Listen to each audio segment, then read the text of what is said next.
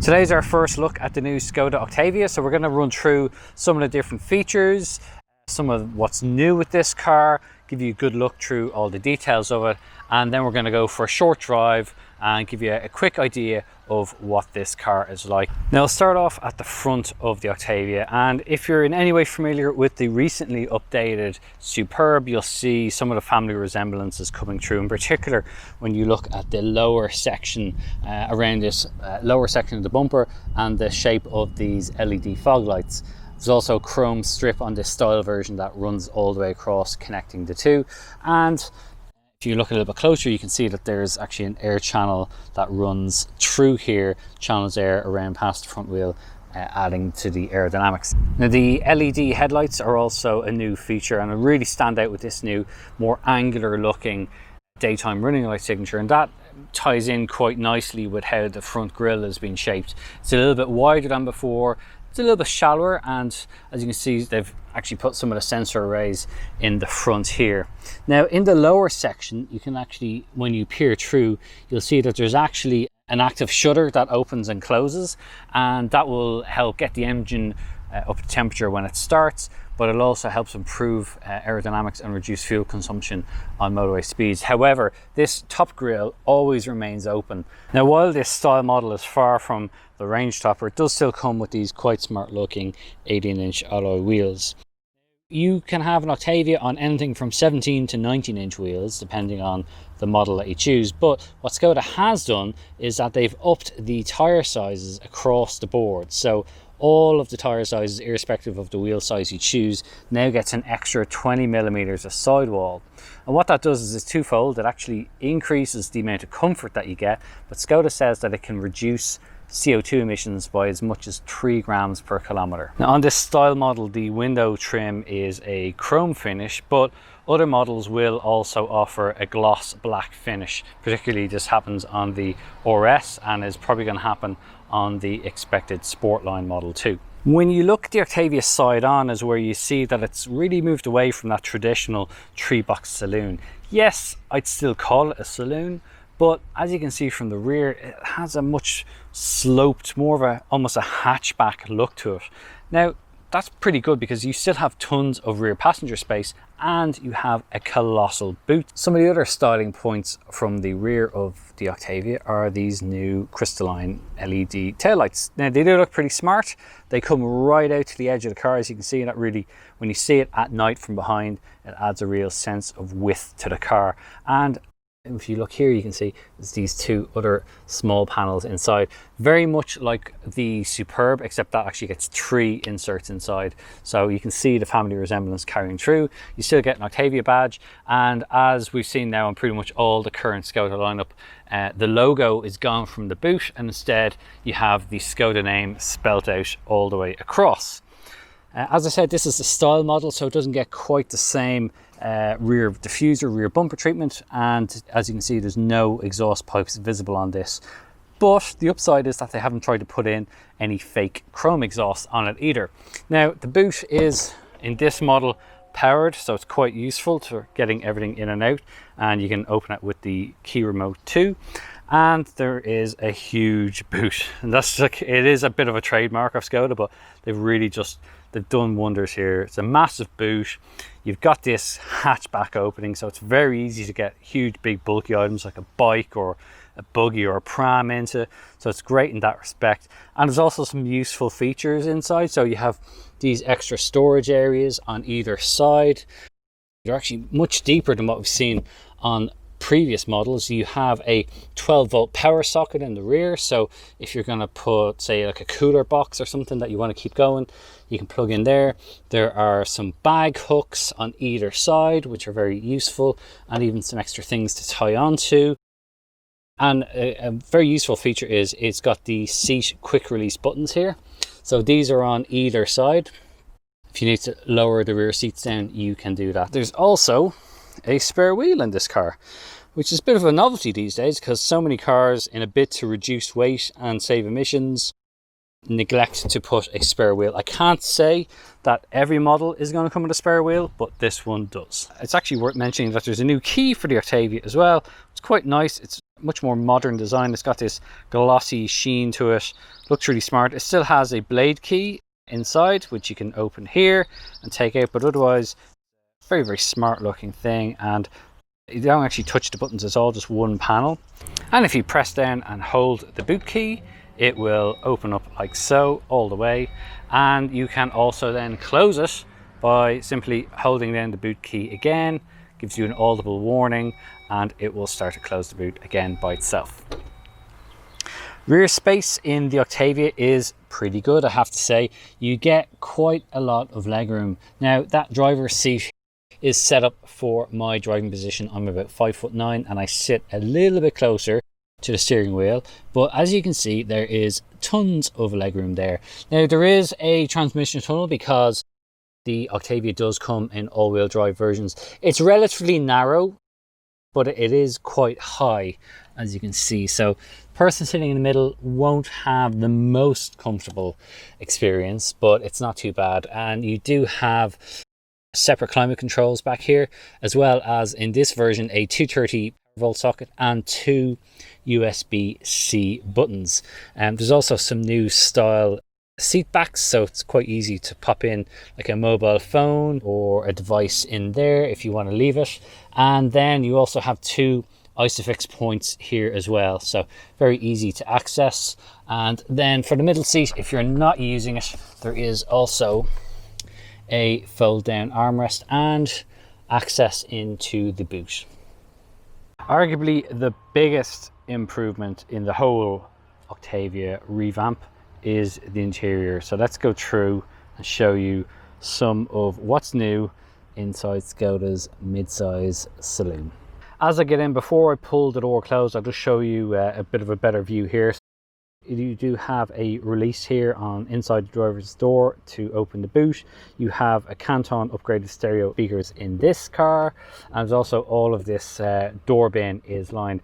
Quite a nice plastic design. This is all plastic. This is a leather material up here, and then you have some more plastic up on top where it meets the door handle. But I have to say, from a quality perspective, it's all quite nice. And this chrome trim panel that runs up and then actually runs into the door it's a really nice touch actually. It just sits out, it leaves you enough room to just slide your fingers in and open the door. Now, the Octavia gets a fully digitized instrument display, and I'll just start up the engine so you can see. It's a 10.25 inch unit, very, very easy to see, and there's a couple of different configurations as well. You do get just normal readouts on either side. So this is the engine temperature, and then you have the fuel on the other side.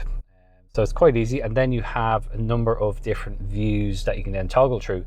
But first of all, I want to show you the new steering wheel, which is quite unusual in that it doesn't have a third spoke. Now they will do, the RS model gets a more traditional looking 3-spoke wheel, but this is basically this is standard wheel that we will get on the Octavias, and I think it looks really cool with this kind of bit missing. It's very much like the old Mercedes S-Class, or the Maybach has the same setup. It's kind of cool. It's a bit weird the first time you get in. The multifunction controls are also new, and the whole look of the aesthetic of the wheel is, I think, really, really nice. And given that this is the one thing you're going to be touching all the time and holding onto, it's good that the quality of this is very, very nice. It's a decent size. It's for me, I think it's just the right size. It's not too thick, and just the quality of it seems spot on. Now, one of the interesting features are these new kind of rotary dials. If you press that in, it selects the screen on the right. So you have these 2 arrows, and then you can scroll through the different functions. And if you press it in one more time, it goes to this side, and you can scroll through your driving data. So you've got your volume control here. You've got smaller buttons here. You've got heated steering wheel. This is the button for activating the voice control or the voice assist system. You can also just do that by speaking Laura's name.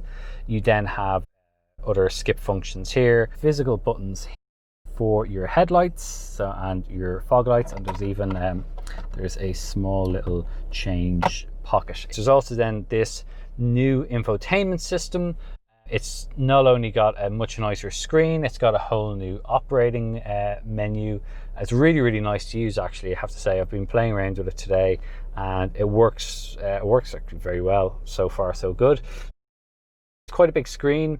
It doesn't have a gloss finish, but it's also not quite a satin finish. It's kind of in between, so you're not going to have it absolutely covered in fingerprints. I think it should actually work quite well in that respect. There's also this touch bar along the bottom, so you've got a plus and a minus, or sorry, minus and a plus here, so you can tap those, or you can just use the whole thing as touch sensitive. So as you can see, you can scroll up or turn up or turn down your music just by touching that bar.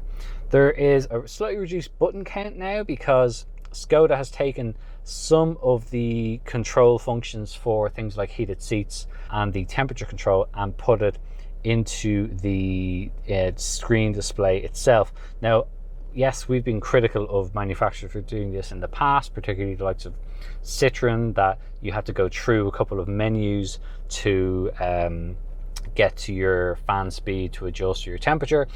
But irrespective of what you do in the menu function or in the menu screens, so these are always on show on the bottom of the screen. So it's very easy. You can just very quickly do that. You don't have to go looking for them. Same with your heated seats. And you've still got a time here. Now there is actually some buttons still. So you have a couple of car function controls. So for the parking assist, for the different drive modes, your hazard lights, central locking button, and your front and rear window demisters as well. And then obviously you've got your air vents underneath. Just to go back to the climate control for a moment, if you press the climate button here, it does actually still bring up a more detailed stuff. So there's a smart AC system now in that Skoda use.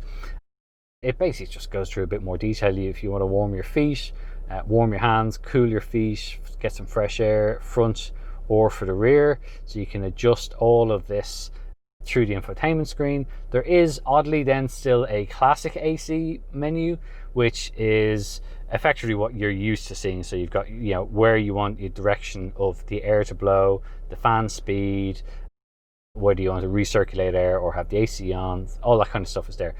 So it's kind of odd, you have two different menus for that, but still, it's all still quite useful. The main thing I think that I like is that you can still very quickly just touch these irrespective of what's on the main screen. Now further down, this car is also equipped with a wireless charging pad. There's also two USB-C ports here. There are no USB-A ports in this car anymore. Skoda has kind of just made the decision to switch over. Because this car also has the wireless charging pad, there isn't a 12-volt socket in the car. I actually did have to do a double take, but I had to look and it's like, no, there isn't a 12-volt socket.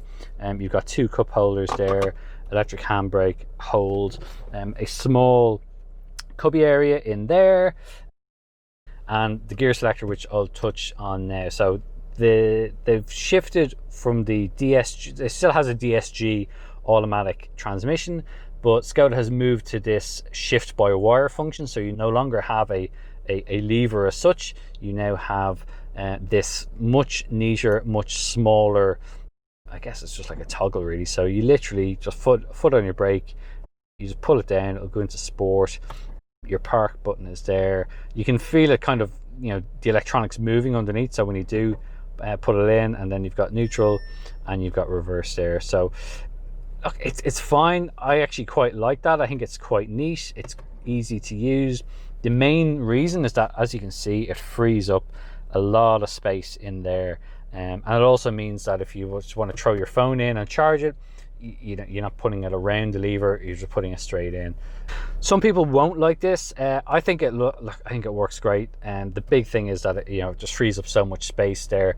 You can still shift manually, so it does. Skoda does still add paddles to the back of the steering wheel, so if you do want to go up and down the gears yourself, you can. I touched on driving modes. There is just pretty standard settings on this. You have eco, normal, sport, and an individual mode where you can go through and set up various different, if you want to have your own sort of bespoke preference, you can do that. There'll be on the more powerful models like the RS, that drive mode will obviously do a few more things. You've got this really nice sort of contrasting silver metallic, kind of metallic looking panel here, and you also have this is an Alcantara material, and the stitching on it is quite nice. It runs all the way through, right behind here, and even on the side as well. Now this probably won't come as a huge shock to you, but the latest Octavia is a better car than the predecessor. Now the last car was also a very good car, and it sold in very respectable numbers. And really what Skoda has done with this Octavia is just done some tweaks. It's improved it. It already knew it had a very successful recipe, a winning formula as it were, and all the company has done is just added some slight tweaks, some slight updates across the board. Now the engines have also come in for a bit of a tweaking, and there is quite a wide variety of engines available for the Octavia. Now you can have a 1 litre petrol engine, you can have a 1.5 litre petrol engine.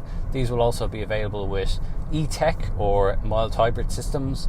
There will even be a plug-in hybrid model, and that could be quite a successful seller based on its decent battery range and the obvious low CO2 emissions that plug-in hybrids bring. But a lot of Octavia buyers are going to stick with diesel engines, and this particular one is the 2 litre diesel TDI Evo. Now the 2 litre TDI has been a stalwart of the Octavia and the Superb range for quite a while, and the Evo engines just basically takes that, adds a little bit more refinement to it. They've changed a lot of the internals.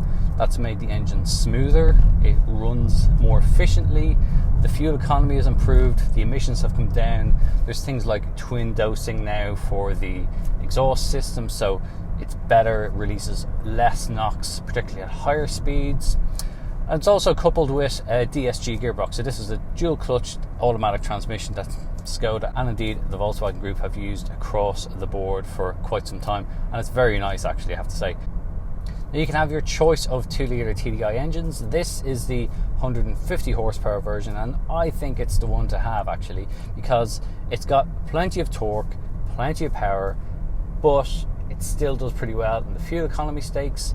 It's got the legs on the motorway, the engine isn't struggling. If perhaps you're a taxi driver and you're going to always have people in the car, it's not going to struggle with a bit more weight in it. It just hits the sweet spot, and especially when you pair it up with the dual clutch automatic transmission, that works really well, has done for years. If you're driving a lot particularly in start-stop traffic, why would you want to be shifting gears yourself? This is absolutely the one to have.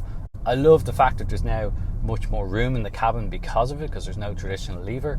It just works great, and when you double it up with the travel assist, works very, very well. Now I wouldn't quite call this a driver's car in this guise. If you want an Octavia with a bit more excitement, there is an RS model coming, but for the most part this does the job extremely well.